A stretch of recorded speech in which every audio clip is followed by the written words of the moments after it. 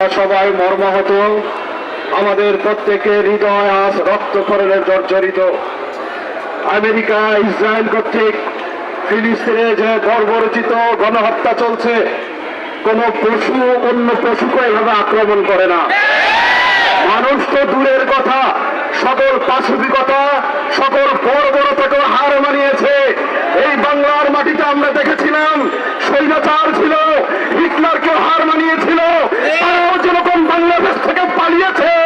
আমরা মনে করি সারা পৃথিবীর মানবতার ভিতরে যে আগুন জ্বলে উঠেছে, মানবতা মানে সকল মানুষের হৃদয়ে যে আগুন বলবৎ করে দাউ দাউ করে চলছে, এই আমেরিকা, এই ইসরায়েল, এই আগুনে পরিষ্কার হয়ে যাবে ইনশাআল্লাহ।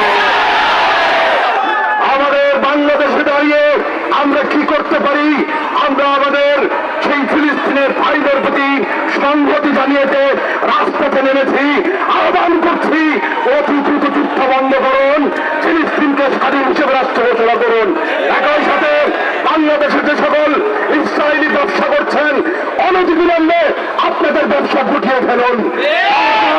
রক্তজনিত ভাবে সতর্ক করা হচ্ছে, বাংলাদেশে কোন ইসরায়েলি পণ্য থাকতে দেওয়া হবে না। একই সাথে বলতে চাই, আমরা যারা মানুষ রয়েছে, যাদের ভিতরে মানবতা রয়েছে, যারা মনে করছেন ফিলিস্তিনে হত্যাযজ্ঞ একটি নির্মম এবং জঘন্য রকমের অপরাধ, তাদের প্রতি আহ্বান থাকবে, আপনারা আজকে থেকে কোকা-কোলা, পেপসি, মিরিন্ডা, নেসলে পণ্য, পিজা হাট, এই সকল ইসরায়েলি পণ্য বর্জন করতে হবে। আমাদের আহ্বানের পরে পাড়ায় পাড়ায়, মহল্লায় মহল্লায় যারা এগুলো পান করবে তাদের ছবি তুলে রাখবেন।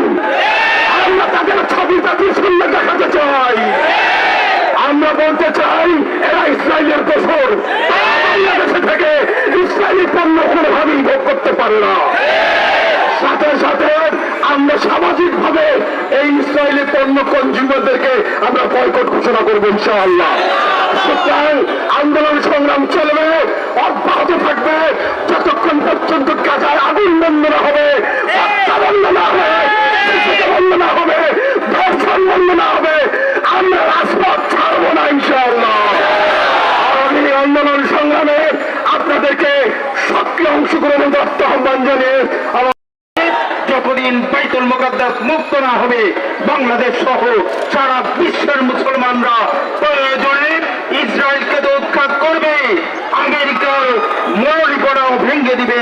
এরপরেও এই যুদ্ধ বন্ধ করতে হবে এবং ফিলিস্তিন মুক্ত করতে হবে, বাইতুল মুকাদ্দাস মুক্ত করতে হবে, তাহলেই আমাদের এই বিক্ষোভ থামবে।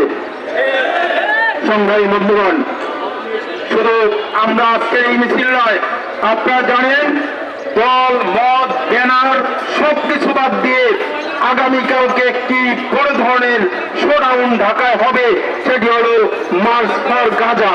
আপনারা ইতিমধ্যেই শুনেছেন আগামীকাল সোহরাওয়ার্দী উদ্যানে চরমায়ের পীর সাহেব আহ্বান করেছেন, বাংলাদেশের বড় বড় শায়েখরা আহ্বান করেছেন, সকল রাজনৈতিক অরাজনৈতিক দল, ওলামায়ে কেরাম সবাই আহ্বান করেছেন।